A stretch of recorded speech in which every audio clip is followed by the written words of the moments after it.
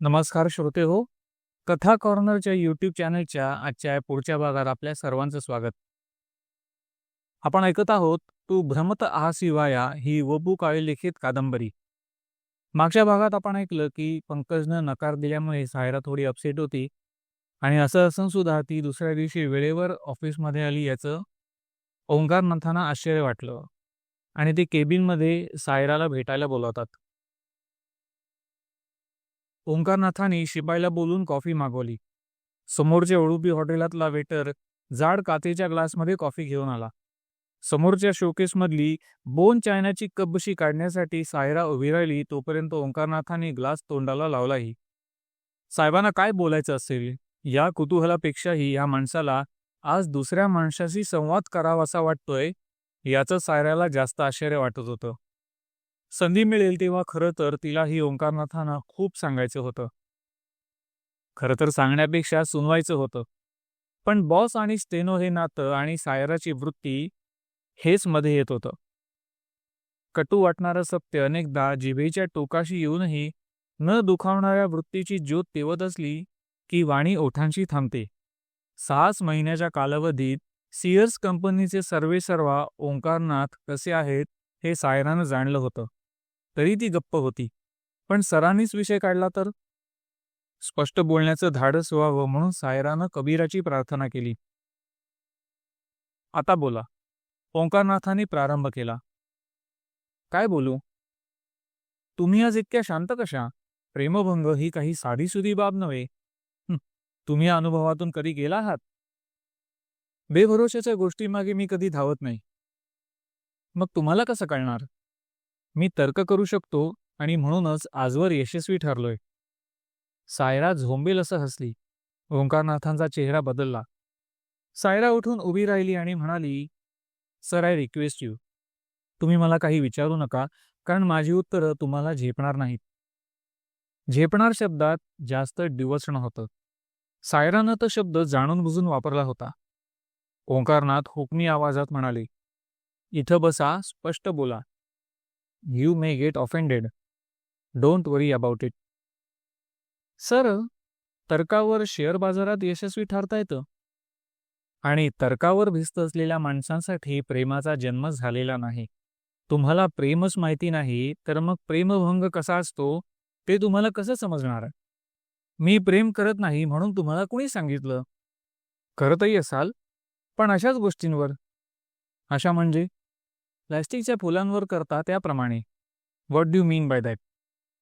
ज्या गोष्टींवर प्रेम करण्यात रिस्क नाही अशा गोष्टींवर प्रेम करणारी माणसं खूप असतात. खरं तर ते प्रेमच नाही, त्याला मालकी म्हणतात. कारण ते प्रेम सुरक्षित असतं. तिथं समर्पणाचा प्रश्न उद्भवत नाही.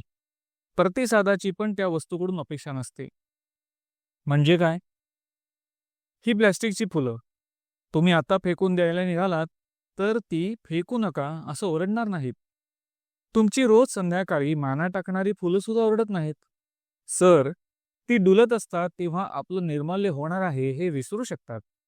म्हणूनच सुगंध देऊ शकतात. चैतन्याचा स्पर्श आणि वावर जोपर्यंत आहे तोपर्यंत आपण उपयोगी पडतो की उपद्रवी ठरतो हे पाहणंच महत्वाचं आहे. निर्माल्य नदीत टाकतात, त्याला पुन्हा चैतन्याच्या सहवासात सोडतात. मी सुद्धा निर्माल्य रोज पिशवीत भरून नेते, वेस्ट पेपर बास्केटमध्ये टाकत नाही. रोज चौपाटीवर जाऊन समुद्रात सोडते. त्यानं काय होतं? त्यांनी काही क्षण आपलं नातं सुगंधाशी जोडलं होतं. त्या क्षणांशी कृतज्ञ राहण्याचा आनंद. निर्माल्यापर्यंत तो भाव पोचतो का?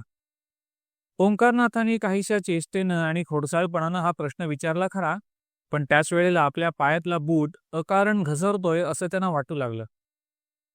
सायरा म्हणाली, माना टाकून शेवटचा श्वास घेतल्यावर आपण प्रेतावर घातलेले हारही प्रेतापर्यंत पोचत नाहीत.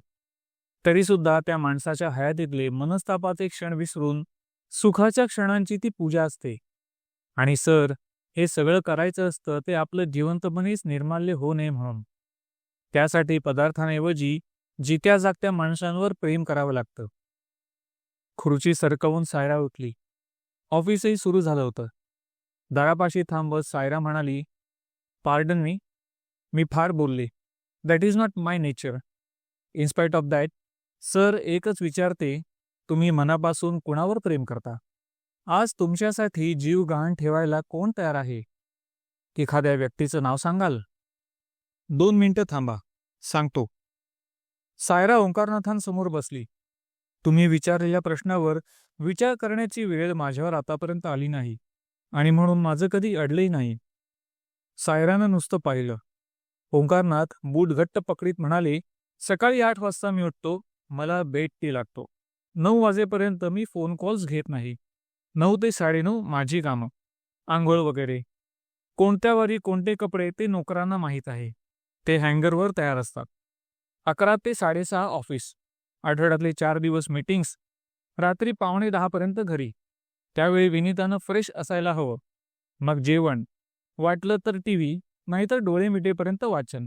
आणि तरीही झोप आली नाही तर Vinita. And one thing is most creditable, Vinita never says no to me. Saira विलक्षण अर्थानं हसली. ओंकारनाथ आवेशानं म्हणाले, she has to be like that. तिला दर रविवारी ओबेरॉयचं जेवण लागतं, मग काही ना काही शॉपिंग. मी गाडीत बसून राहतो. मूव्हीला जायचं म्हणाली तर मूव्ही. तिला कोणताही पिक्चर चालतो. मी बसल्या बसल्या छान झोपू शकतो. या सगळ्या टाईट शेड्यूलमध्ये प्रेमाचा प्रश्न कुठे आड येतो?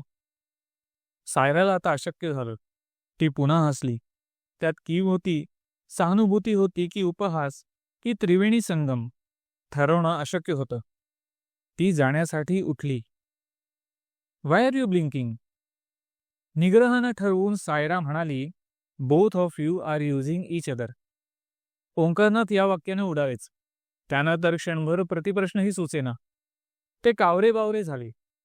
साशंक मनाने त्यांनी विचारलं, you mean I am also being used? Saira उत्तर न देता बाहेर पडली. यापुढील भाग आपण ऐकूया पुढच्या एपिसोडमध्ये. तोवर ऐकत रहा कथा कॉर्नर. धन्यवाद.